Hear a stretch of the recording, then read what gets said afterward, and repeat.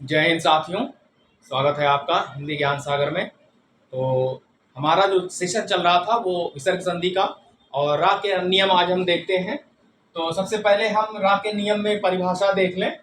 कि विसर्ग से पहले आ और आ को छोड़कर अन्य किसी स्वर के बाद यदि संघोष यानी तीसरा चौथा पांचवा का खा छोड़कर ग घ ग चा छा छोड़कर जा जा या यानी तीसरा चौथा पांचवा वर्ग आ जाए,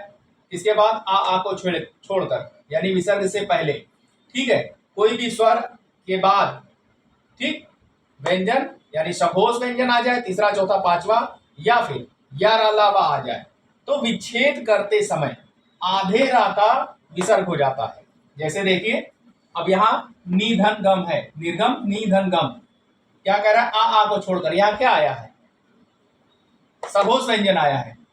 तीसरा चौथा पांचवा, ठीक है, ई के बाद गा आया, का खा गा यानी तीसरा वर्ग आया है, तीसरा वर्ण, तो नी यानी आ को छोड़कर ई आया है, ठीक है।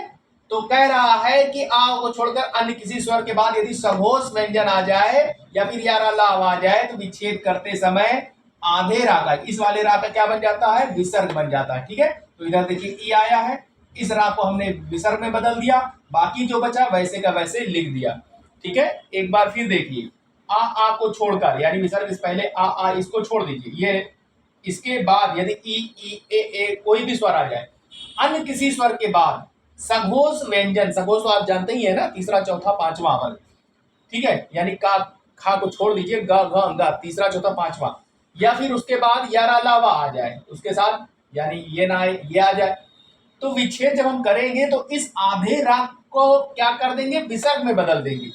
तो देखिए यहाँ पर ई आया है और इस राग हम क्या करें, विसर्ग में बदल दिए, प्लस लगाया, वैसे वैसे कर दिया, यानी निर्गम। यहाँ पर जब हम विच्छेद करेंगे तो यहाँ ई आया है आ को छोड़कर, उसके बाद ठीक है कोई गा आया है,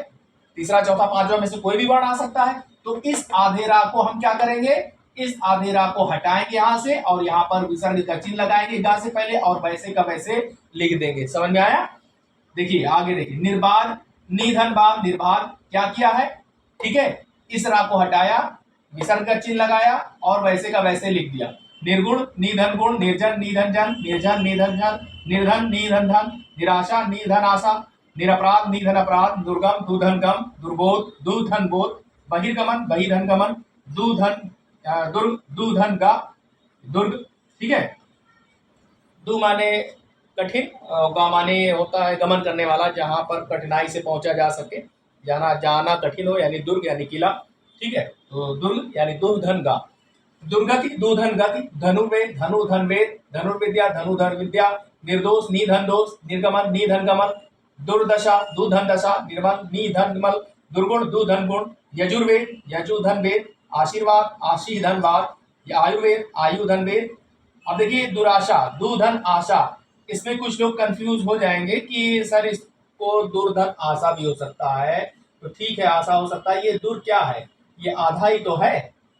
ये आधा ही तो है, तो इस आधे को तो हटाना हमें, ठीक है।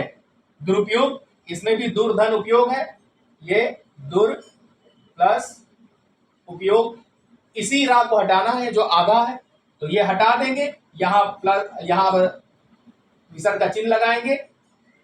और हो गया आपका, ठीक है।